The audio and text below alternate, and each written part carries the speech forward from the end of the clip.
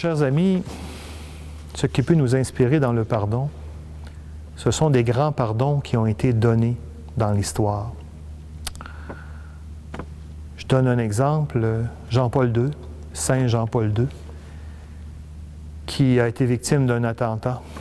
Je me souviens quand c'est arrivé, moi, si je me souviens bien, j'étais à la fin de mon de mon secondaire 4.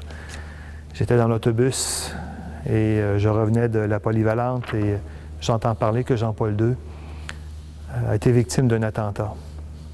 Et nous savons que, après s'être rétabli, Jean-Paul II est allé en prison rencontrer son assaillant, Ali Aqsa.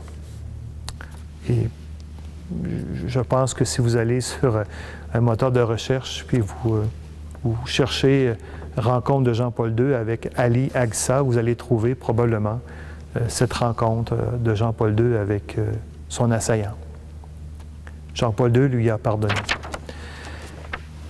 Encore là, pour Jean-Paul II, je suis sûr, ce n'est pas une manière de dire ce que tu as fait, c'est pas grave. Non, non, c'est toujours grave. C'est un attentat. Il a tiré. Il a tiré sur Jean-Paul II. Il a cherché à le tuer. C'est grave ce qu'il a fait. Le pardon, ce n'est pas, comme je le disais, une démission contre le mal. Il y a un acte grave qui a été posé. Mais Jean-Paul II a décidé de porter un regard différent sur cet homme. Et on ne pourra jamais mesurer les effets de ce pardon de Jean-Paul II à Ali Aqsa. Je suis certain qu'il y a beaucoup de personnes qui ont été guéries d'un désir de vengeance dans leur vie en étant témoins de ce pardon. Soyons attentifs, frères et sœurs, à ces grands témoins qui nous ont été donnés.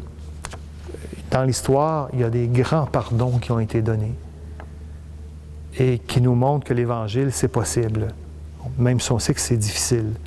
Mais soyons conscients que lorsque nous-mêmes, par exemple, nous faisons un effort et que nous nous réconcilions avec une personne, il y a beaucoup de personnes qui vont en bénéficier.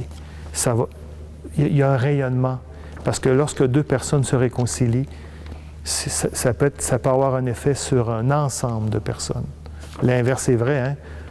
Quand il y a deux personnes qui entrent en conflit, on voit que des fois, ça peut engendrer des guerres de clans.